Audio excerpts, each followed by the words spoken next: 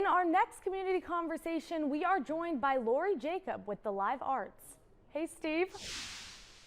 All right, we talk about performances and whatnot, and we've seen plays and one-man shows, but you're a storyteller over at Live Arts. I am a different kind of storyteller.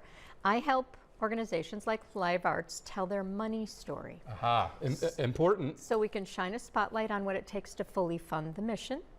Because when you're bringing theater to life, there's things other than ticket sales that fund the mission, and so shining a spotlight on that, it's what sort of flips my switch. Especially for an organization like Live Arts, where donations and fundraising and community support is so vital, not to it just prospering, but to its survival. Exactly. So we have a campaign right now that's a sort of outside the box thinking campaign called Feed the Fish.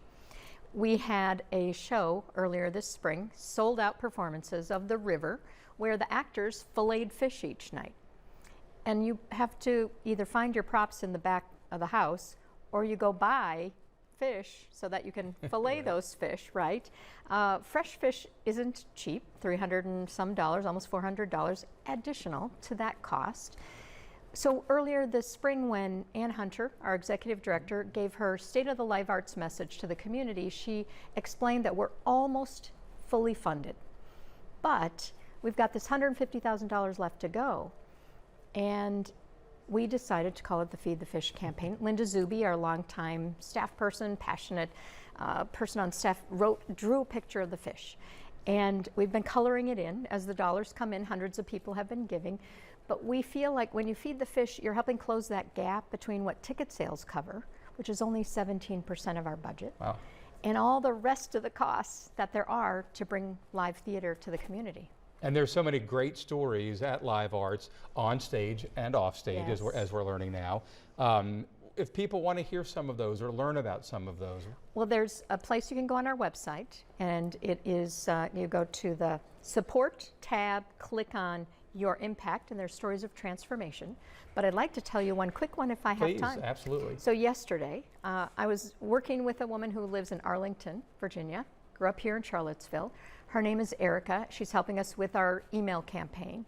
And she said, I was a camper. When I was a Brownie Girl Scout, I went to Live Arts Camp. And I learned how to project my voice with confidence so I could be heard. At 7 years old, she's remembering that when she's 27.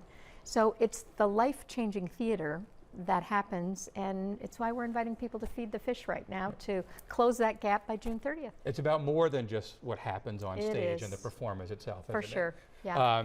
How can folks feed the fish? They can go to our website, livearts.org. There's a little banner on top you can click on, or click on that Give Now button, or just grab me on the street. I don't take live fish, I do take contributions, but I also take stories. Love to hear people's stories of how Live Arts has changed their life. That life is all about our stories. Yes, it is. Appreciate you coming in today, Thanks for Sharon. letting me Thank you. tell it. All right, Anahita?